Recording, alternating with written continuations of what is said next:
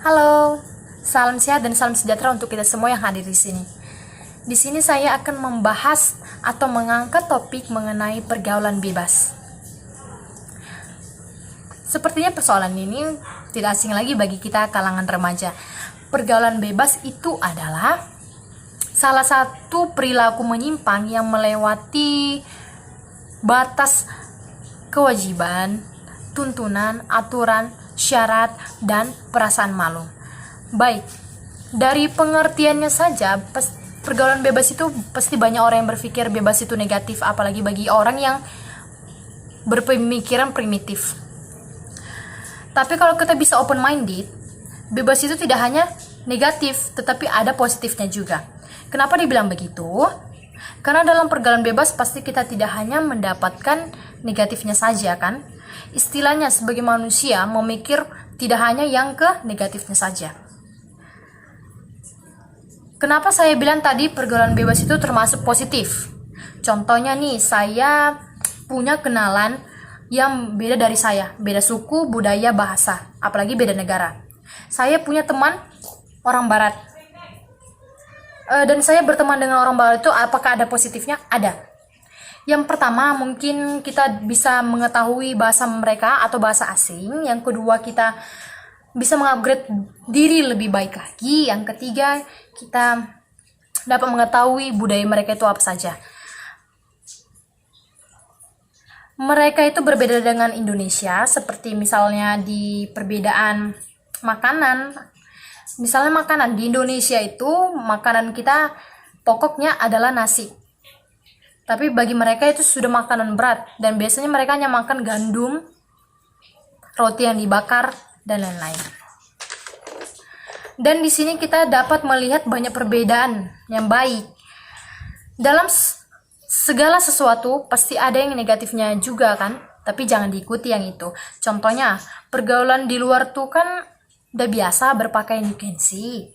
Sedangkan di Indonesia belum bisa menerima berpakaian seperti itu. Karena mungkin adat atau agamanya tidak memperbolehkan seperti itu. Ada pepatah mengatakan di mana bumi dipijak di situ langit dijunjung. Artinya kita harus pintar beradaptasi di mana kamu berada. Ya seperti itu. Misalnya nih, kamu datang ke rumah orang, pasti di rumah itu ada peraturannya kan. Baru kamu itu di rumah kamu sendiri pasti juga punya peraturannya. Jadi, kalau misalnya kamu datang ke rumah orang tersebut, peraturan di rumahnya itu harus memakai sendal ke dalam rumah. Kamu harus mengikuti peraturan di sana. Tapi kalau temanmu itu yang datang ke rumahmu, di peraturan rumah kalian itu harus melepaskan sendal sebelum masuk rumah. Dan dia harus mengikuti peraturan di rumah kalian.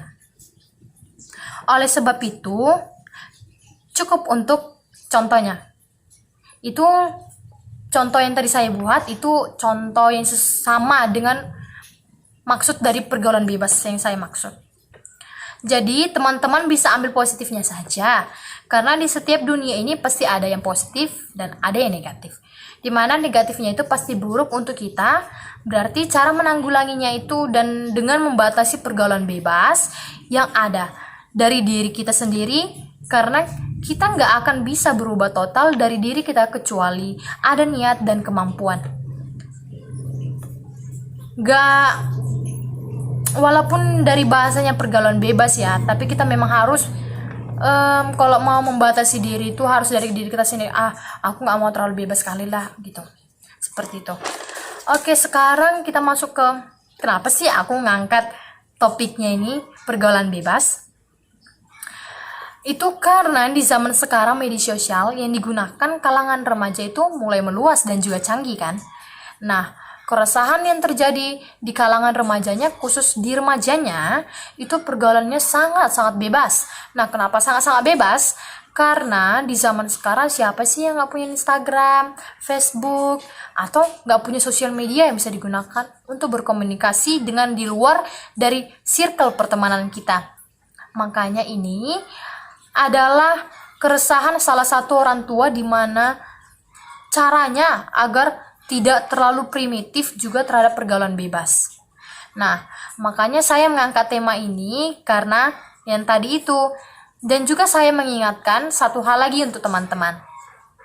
Mungkin dalam sudut pandang orang tua, mungkin ada orang tua yang open minded, tapi masih ada orang tua yang belum bisa menerima. Mungkin orang tua yang bisa lebih open minded lagi untuk anak-anaknya dengan bertukar pikiran bahwasanya dalam hal pergaulan bebas itu tak harus terlalu mengekang. Kalau dengan yang seperti yang kita tahu, kalau kita semakin mengekang seorang anak, maka anak yang tersebut akan semakin memberontak atau membangkang. Jadi orang tua bisa ngasih pendidikan terhadap apa sih positifnya terhadap pergaulan bebas. Lebih sharing lagi ke anak, curhat, dikasih dorongan dukungan untuk positifnya saja. Tapi selalu mengingatkan, ini jangan terlalu gini ya, gitu. Kalau untuk sudut pandang kalangan remaja mungkin harus bisa mengontrol emosi. Dan jangan terbawa suasana, jangan terlalu ikut teman. Maksudnya terlalu ikut teman apa sih? Misalnya nanti teman ngajak ini, ayo aja. Nanti teman ngajak itu, ayo aja. Nah, di zaman sekarang kan udah banyak anak remaja yang merokok. Pasti juga karena lingkungan sekitar. Mungkin ada yang bilang nih, kalau nggak ngerokok nggak keren. Mungkin supaya kelihatan keren sama temannya, dia ikutan merokok. Itulah yang dimaksud sebagai kalangan remaja. Jangan terlalu terbawa suasana. Nah, itu teman-teman. Itulah teman-teman menurut saya tentang pergaulan bebas. Kalau saya bisa ngasih pendapat sih, itu tergantung dengan orangnya sendiri.